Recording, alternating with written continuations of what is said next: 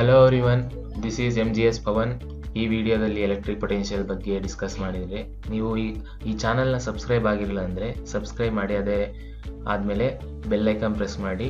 ನಾನು ಯಾವುದೇ new video post ಮಾಡಿದಾಗ ನಿಮಗೆ ನೋಟಿಫಿಕೇಷನ್ ದ್ವಾರ ಮೆಸೇಜ್ ಬರುತ್ತೆ. ಮೊದಲನೇದಾಗಿ ಎಲೆಕ್ಟ್ರಿಕ್ ಪೊಟೆನ್ಷಿಯಲ್ ಎನರ್ಜಿ ಏನು ಅನ್ನೋದಾದರೆ ನೋಡೋಣ. ನಾನಿಲ್ಲಿ potential energy of a two charge, ಎರಡು ಚಾರ್ಜ್ದು ಪೊಟೆನ್ಷಿಯಲ್ ಎನರ್ಜಿ ಕನ್ಸಿಡರ್ ಮಾಡಿದೆ. ಅದು Q1 Q2. It is always change in the potential energy that is designed as. Potential energy ಅನ್ನೋದು ಮ್ಯಾಥಮೆಟಿಕಲ್ ಆಗಿ ಯಾವ ಥರ ರೆಪ್ರೆಸೆಂಟ್ ಮಾಡ್ತಾರೆ ಅಂದರೆ delta U is equal to minus W conservative force. ಅಂದರೆ change in the potential energy is equal to negative work done, that will be conservative work done. ಅದೇ potential energy is defined as system of charge in a particular configuration. System of charge in particular configuration ಅಂದರೆ ಯಾವುದೋ ಒಂದು ಮ್ಯಾನರಲ್ಲಿ arrangement ಆಗಿರೋ ಚಾರ್ಜರ್ನ potential energy ಥರದಿಂದ define ಮಾಡ್ತೀವಿ. Suppose ಇಲ್ಲಿ positive ಅಂತ charges ಇದ್ದರೆ ಇಲ್ಲಿ ನೆಗೆಟಿವ್ ಚಾರ್ಜಸ್ ಇರುತ್ತೆ.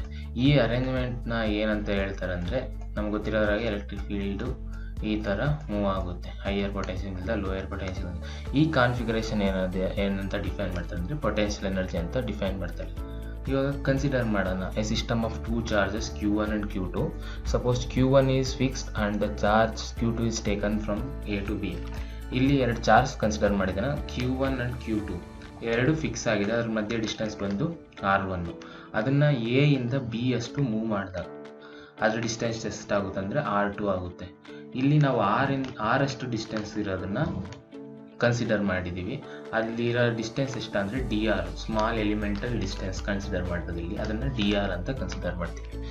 The electric force on charge Q2 use. Electric force on charge Q1 ಹೆಂಗೆ ಅಂತ ರೆಪ್ರೆಸೆಂಟ್ ಮಾಡ್ಬೋದು ಅಂದರೆ, ಹಾಗೆ ನಿಮ್ಗೆ ಗೊತ್ತಿರೋದ್ರಾಗೆ ಹಿಂದಿನ ವಿಡಿಯೋದಲ್ಲಿ ನಾವು ಡಿಸ್ಕಸ್ ಮಾಡಿದ್ದೀನಿ.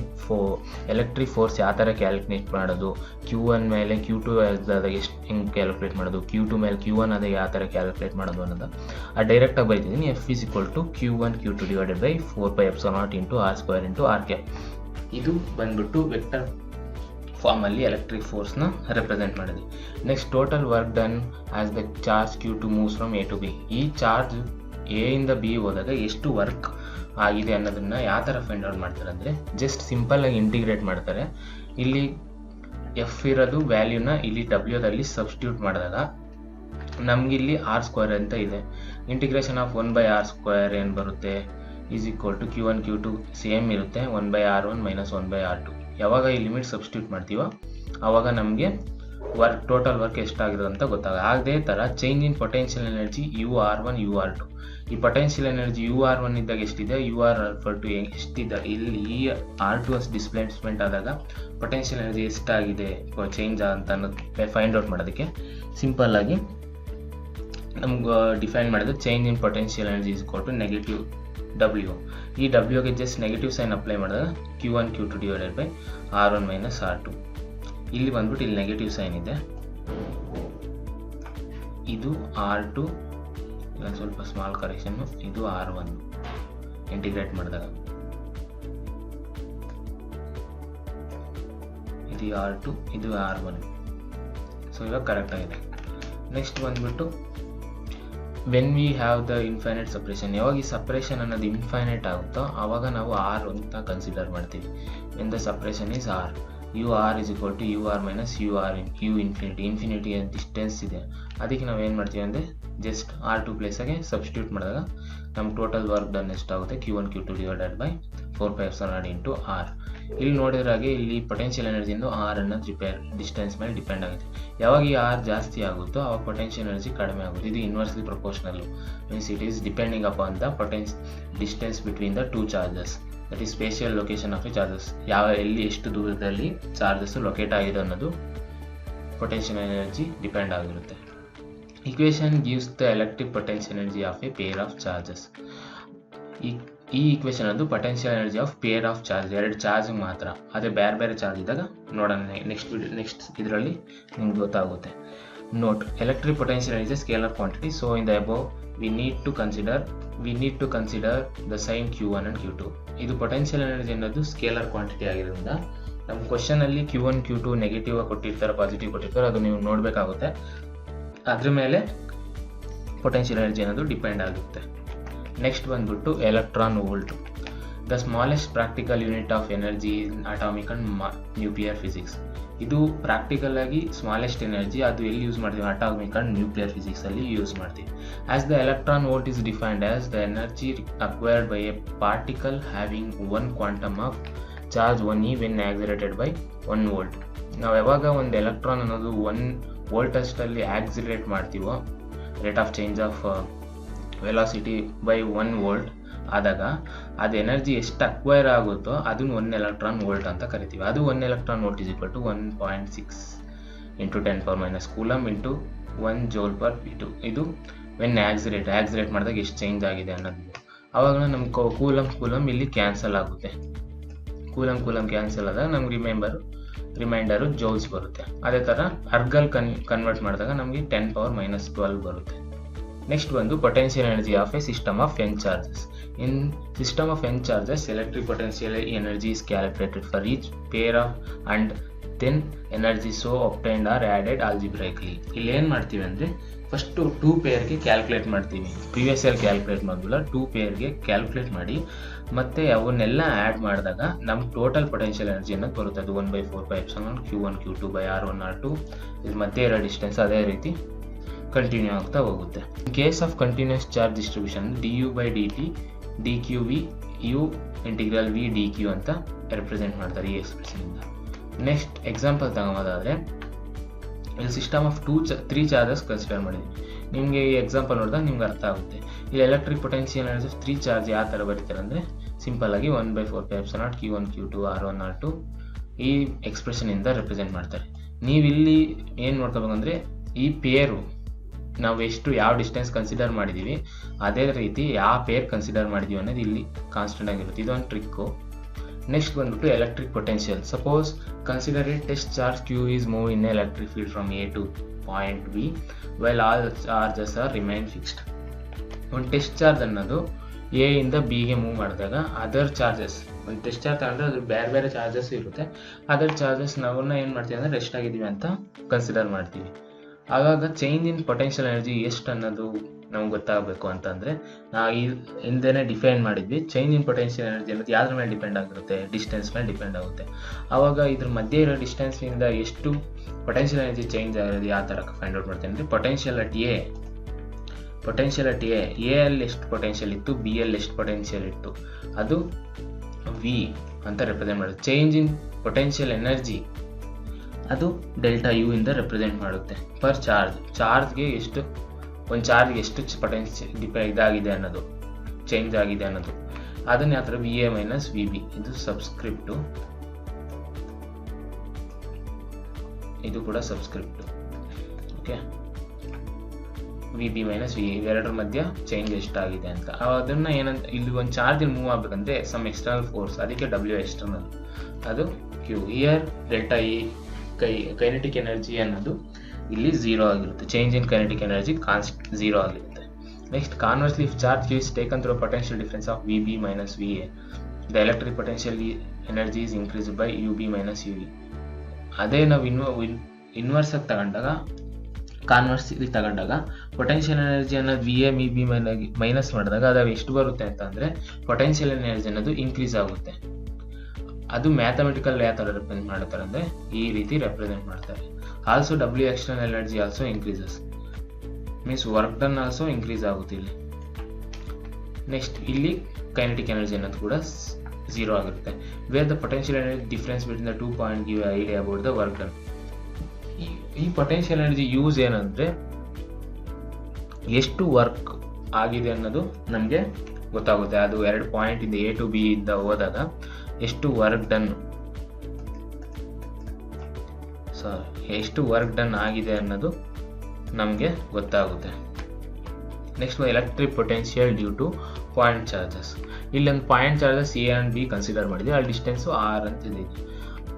ಅದು ಪೊಟೆನ್ಷಿಯಲ್ ಅಟ್ ಪಿ ಇಲ್ಲಿ ಪೊಟೆನ್ಷಿಯಲ್ ಎಷ್ಟಿದೆ ಅದನ್ನು ನಾವು ಇಲ್ಲಿ ಡಿಸ್ಟೆನ್ಸ್ ಇನ್ಫೈನೈಟ್ ಅಂತ ಕನ್ಸಿಡರ್ ಮಾಡಬೇಕು. ಇಲ್ಲಿಂದ ಇಲ್ಲಿ ಫೋರ್ಸ್ ಎಕ್ಸ್ಪೀರಿಯನ್ಸ್ ಆಗೈತೆ ಅಂತ ಒಂದು ಪೊಟೆನ್ಷಿಯಲ್ ತಗೊಂಡು ಸಮ್ ಇನ್ಷಿಯಲ್ಲು ಫೈನಲ್ ಇರುತ್ತೆ. ಅದಕ್ಕೆ VP - V ಇನ್ಫಿನಿಟಿ ತಗೊಂಡಿದ್ವಿ. ಅವಾಗ UP - U infinity by Q. VP is equal to Q divided by 4πε/R. Therefore V infinity is taken as 0. V infinity ಅಲ್ಲಿ ಪೊಟೆನ್ಷಿಯಲ್ ಅಟ್ ಇನ್ಫಿನಿಟಿ 0 ಅಂತ ತಗೊಂಡಿದ್ದೀವಿ. ಯಾಕೆ ಗೊತ್ತಾ, distance as distance increases obviously potential decreases. Means ಯಾವಾಗ distance ಅನ್ನು ಜಾಸ್ತಿ ಆಗುತ್ತೋ potential energy ಅನ್ನೋದು ಕಡಿಮೆ ಆಗುತ್ತೆ. The electric potential due to system of charges may be obtained by finding the potential due to individual charges using the equation and then adding. ನಾನು ಆವಾಗಲೇ ಹೇಳಿದ್ನಲ್ಲ, ಎಲ್ಲ ಪೊಟೆನ್ಷಿಯಲ್ ಎನರ್ಜಿ ಇಂಡಿವಿಜುವಲ್ ಚಾರ್ಜ್ದು ಆ್ಯಡ್ ಮಾಡಿ ಆವಾಗ ನಮಗೆ ಟೋಟಲ್ ಪೊಟೆನ್ಷಿಯಲ್ ಎನರ್ಜಿ ಗೊತ್ತಾಗುತ್ತೆ. ದಸ್ ಏನು ಬರುತ್ತೆ 1/4πε0 QI/RI, ಅದು ಡಿಸ್ಟೆನ್ಸ್ ಅನ್ನೋದು. Electric potential is a scalar quantity, hence sign of charge is to be consider in this expressions. Charge ಯಾವ ಸೈನ್ ಇದೆ ಚಾರ್ಜು ಯಾವ ಸೈನ್ ಇದೆ ಅನ್ನೋದು ನಾವಿಲ್ಲಿ ಕನ್ಸಿಡರ್ ಮಾಡಬೇಕು. ಅದು ಪೊಟೆನ್ಷಿಯಲ್ ಎನರ್ಜಿ ಅನ್ನು ವಿ ಇಂದ ಡಿಫೈನ್ ಮಾಡಿದ್ವಿ. ಪೊಟೆನ್ಷಿಯಲ್ ಎಲೆಕ್ಟ್ರಿಕ್ ಪೊಟೆನ್ಷಿಯಲ್ ಅನ್ನೋದು ವಿ ಇಂದ ರೆಪ್ರೆಸೆಂಟ್ ಮಾಡಿದ್ವಿ. ಎನರ್ಜಿ ಅನ್ನೋದು ಯು ಇಂದ, ವಿ ಅನ್ನೋದು ಪೊಟೆನ್ಷಿಯಲ್ ಅಂತ. ಓಕೆ, ನೆಕ್ಸ್ಟ್ ಬಂದ್ಬಿಟ್ಟು ಯೂನಿಟ್ಸ್ ಅಂಡ್ ಡೈಮೆನ್ಷನ್. ಅದರದ್ದು ಯೂನಿಟ್ಸ್ ಅಂಡ್ ಡೈಮೆನ್ಷನ್ ಏನು ಬಂದ್ಬಿಟ್ಟು SI unit is equal to joule per coulomb, ಅದನ್ನೇನಂತ ರೆಪ್ರೆಸೆಂಟ್ ಮಾಡ್ತಾರೆ ವೋಲ್ಟು. ಅದೇ ರೀತಿ ಇದು ಡೈಮೆನ್ಷನಲ್ ಫಾರ್ಮುಲಾ, ಇದು ಇಂಪಾರ್ಟೆಂಟ್ ಆಗಿರುತ್ತೆ. ಡೈರೆಕ್ಟಾಗಿ ಡೈಮೆನ್ಷನಲ್ ಫಾರ್ಮುಲಾ ಕೇಳ್ತಾರೆ KCET-ನಾಗೆ, ಮತ್ತು ನೀಟಲ್ಲಿ JEE-ದಲ್ಲಿ ಕೂಡ ಕೇಳ್ತಾರೆ. ನೆಕ್ಸ್ಟ್ ಒಂದು type of electric potential. Charge potential of 2 types. ಅದರಲ್ಲಿ 2 ಟೈಪ್ ಇದೆ. Positive potential due to positive charge, negative potential due to negative charge. ಒಂದು ಪಾಸಿಟಿವ್ ಪೊಟೆನ್ಷಿಯಲಿಂದ ಬರೋದು ಒಂದು ಪಾಸಿಟಿವ್ ಚಾರ್ಜ್ ಅಂತ ಬರ್ತದೆ. ನೆಗೆಟಿವ್ ಪೊಟೆನ್ಷಿಯಲ್ ಅನ್ನೋದು ಅದನ್ನು ಯಾವುದರಿಂದ ಬಂದರೆ ನೆಗೆಟಿವ್ ಚಾರ್ಜಿಂದ ಬಂದಿರುತ್ತೆ. Next at the centre of 2 equal and opposite charge potential V is equal to 0. Means potential ಅನ್ನೋದು 0 ಆಗುತ್ತೆ ಯಾವಾಗ ಸೆಂಟರಲ್ಲಿ 2 equal and opposite charges. Suppose ಒಂದು Q ಅನ್ನೋದು ಇದು Q ಆ್ಯಂಡ್ ಮೈನಸ್ Q ಅಂತ ಕನ್ಸಿಡರ್ ಮಾಡಿದ್ರೆ ಇದು ಪೊಟೆನ್ಷಿಯಲ್ಲು, ಇದು ಸೆಂಟ್ರಲ್ಲಿ ಎಷ್ಟಿದೆ ಅಂದರೆ 0 ಆಗಿದೆ. But electric field is not 0. ಆದರೆ ಎಲೆಕ್ಟ್ರಿಕ್ ಫೀಲ್ಡ್ ಅನ್ನೋದು ಇದದು 0 ಆಗಿರಲ್ಲ. ಅದೇ ರೀತಿ ನೆಕ್ಸ್ಟ್ ಬಂದ್ಬಿಟ್ಟು at centre of the line joining 2 equal and similar charges. Similar charges Q ಇಲ್ಲಿ 2 ಈಕ್ವಲ್ ಆ್ಯಂಡ್ ಆಪೋಸಿಟ್ ಚಾರ್ಜಸ್, ಇಲ್ಲಿ 2 equal and similar charges. Similar charges ಆದಾಗ ಪೊಟೆನ್ಷಿಯಲ್ ಅನ್ನೋದು ನಾಟ್ ಈಕ್ವಲ್ ಟು 0. ಆದರೆ electric field E is equal to 0 ಆಗುತ್ತೆ. Next positive charge is always move from higher potential to lower potential. Negative charges will move from lower potential to higher potential. ಹಂಗಂದ್ರೆ ಏನಂದರೆ, suppose ಇಲ್ಲಿ consider ಮಾಡಿದ್ರೆ positive ಅಂತ, ಈ positive charges ಯಾವತ್ತಿದ್ರೂ higher ಪೊಟೆನ್ಷಿಯಲಿಂದ lower potential move ಆಗುತ್ತೆ, ಈ ರೀತಿ ಮೂವ್ ಆಗುತ್ತೆ. ಅದೇ ರೀತಿ negative charge will move from lower potential to higher potential. Negative charge ಯಾವ ಥರ ಮೂವ್ ಆಗುತ್ತಂತೆ, ಲೋಯರ್ ಪೊಟೆನ್ಷಿಯಲಿಂದ ಹೈಯರ್ ಪೊಟೆನ್ಷಿಯಲ್ಗೆ ಮೂವ್ ಆಗುತ್ತೆ. Because this motion will decrease the potential energy of the system. ಈ ಥರ ಮೋಷನ್ ಆಗೋದು ಏನು ಮಾಡುತ್ತೆ ಅಂದರೆ, ಒಂದು ಸಿಸ್ಟಮ್ ತಗೊಂಡ್ರೆ ಅದ್ರ ಪೊಟೆನ್ಷಿಯಲ್ ಎನರ್ಜಿ ಅನ್ನೋದು ಡಿಕ್ರೀಸ್ ಮಾಡುತ್ತೆ. ನೆಕ್ಸ್ಟ್ ಒಂದು relation between electric field and electric potential. Electric field ಮತ್ತು ಎಲೆಕ್ಟ್ರಿಕ್ ಪೊಟೆನ್ಷಿಯಲ್ ಮಧ್ಯ ರಿಲೇಷನ್ ಏನಂತ ಇದೆ ಅಂದರೆ, in an electric field rate of change of potential with distance is known as potential gradient. Electric field change ಆಗೋದು ಯಾವ ಥರ ಅಂದರೆ, potential ಯಾವ ಥರ ಚೇಂಜ್ ಆಗ್ತಿದೆ ಅನ್ನೋದು ಎಲೆಕ್ಟ್ರಿಕ್ ಫೀಲ್ಡಿಂದ ರೆಪ್ರೆಸೆಂಟ್ ಮಾಡುತ್ತೆ. It is a vector quantity and this direction is opposite to the electric field according to the following relation. ಅಂದರೆ ಇವಾಗ ಎಲೆಕ್ಟ್ರಿಕ್ ಫೀಲ್ಡ್ ಅನ್ನೋದು ಮತ್ತು ಎಲೆಕ್ಟ್ರಿಕ್ ಪೊಟೆನ್ಷಿಯಲ್ ಅನ್ನೋದು ಒಂದಕ್ಕೊಂದು ಆಪೋಸಿಟ್ ಡೈರೆಕ್ಷನಲ್ಲಿ ಮೂವ್ ಆಗುತ್ತೆ. ಅದೇ expression E is equal to minus dV/dr. dV/dr ಏನಕ್ಕೆ ಅಂತಂದರೆ, ಪೊಟೆನ್ಷಿಯಲ್ ಅನ್ನೋದು as the distance increases potential energy will be decreasing. Next ಬಂದ್ಬಿಟ್ಟು this relation gives another unit of electric field. ಇನ್ನೊಂದು unit ಬಂದ್ಬಿಟ್ಟು volt per metre. In the above relation negative sign indicate that in the direction of electric field potential energy decreases. In the direction ಈ ಡೈರೆಕ್ಷನಲ್ಲಿ electric field ಈ ಡೈರೆಕ್ಷನ್ನಲ್ಲಿ potential energy ಅನ್ನೋದು decrease ಆಗುತ್ತೆ. In space around the charge distribution we can also right charge distribution ಅನ್ನೋದು ಒಂದು ಸ್ಪೇಸಲ್ಲಿ consider ಮಾಡಿದ್ರೆ, ಇವಾಗ ಒಂದು ಕೋಆರ್ಡಿನೇಟ್ಸ್ ಬರುತ್ತೆ ಇಲ್ಲಿ X, Y, Z ಕೋಆರ್ಡಿನೇಟ್ಸ್ ತಗೊಂಡ್ರೆ, ಆ ಕೋಆರ್ಡಿನೇಟ್ಸಲ್ಲಿ ಎಲೆಕ್ಟ್ರಿಕ್ ಫೀಲ್ಡ್ ಅನ್ನೋದು ಯಾವ ಥರ EX ಚೇಂಜ್ ಆಗ್ತಿದೆ, EY ಯಾವ ಥರ ಅಂದರೆ ಈ ಎಕ್ಸ್ಪ್ರೆಷನಿಂದ ರಿಪ್ರೆಸೆಂಟ್ ಮಾಡಿದ್ದಾರೆ. ಇಲ್ಲಿ ರೀಪ್ಲೇಸ್ ಆಗಿ X, Y, ಅದೇ ರೀತಿ z ಇಂದ ರಿಪ್ಲೇಸ್ ಆಗಿದೆ. Minus d V by d x, E V I is equal to minus d V by d y, E z is equal to minus d V by d z. ಈ ಎಕ್ಸ್ಪ್ರೆಷನ್ನು ನಮ್ಗೆ individual ಕೋಆರ್ಡಿನೇಟಲ್ಲಿ ಎಷ್ಟು electric field change ಆಗ್ತಿದೆ ಅನ್ನೋದು ನಮಗೆ ತಿಳಿಸುತ್ತೆ. Next ಬಂದ್ಬಿಟ್ಟು suppose A, B, C are the 3 points in a uniform electric field as shown in the figure ABC. A potential difference between point A and B. ಈ potential difference ಅನ್ನೋದು A and B ಇಂದ ಎಷ್ಟು, ಅದು ಯಾವ ಥರ ಮಾಡ್ತಾರೆ ಅಂದರೆ integrate ಮಾಡೋದು. Potential at B, simple integration, integral of minus E d. ನಮ್ಗೆ ಗೊತ್ತಿರೋ E is equal to minus d V by d r. So integrate ಮಾಡಿದ್ರೆ ಏನಾಗುತ್ತೆ, ಇದು ಈ ಸೈಡ್ ಹೋಗಿ ಜಸ್ಟ್ ಇಂಟಿಗ್ರೇಟ್ ಮಾಡ್ತೀವಿ. ಇಂಟಿಗ್ರೇಟ್ ಮಾಡಿದಾಗ electric field and theta is equal to 0. Here theta value ಎಷ್ಟಿದೆ ಅಂದರೆ ಈ ಡೈರೆಕ್ಷನಲ್ಲಿ 0 ಆಗಿದೆ. ಸೊ ನಾವು V V is equal to E dot d r. So vector ಫಾರ್ಮಲ್ಲಿ ರಿಪ್ರೆಸೆಂಟ್ ಮಾಡಿದಾಗ E dot d r cos theta. Cos theta 0 ಅಂದರೆ 1 ಆಗುತ್ತೆ. ಸೊ ಇಂಟಿಗ್ರೇಟ್ ಮಾಡಿದಾಗ ಈ ಡಿ ಅನ್ನೋದು distance between A and B, ಅಂದರೆ ಪಾಯಿಂಟ್ಸ್ ನಾವು ಯಾವ್ದು ಕನ್ಸಿಡರ್ ಮಾಡಿದ್ವೋ ಅದ್ರ ಮಧ್ಯೆ ಇರೋ ಡಿಸ್ಟೆನ್ಸು. ಇವೆಲ್ಲ ಸಬ್ಸ್ಕ್ರಿಪ್ಟು. ಓಕೆ,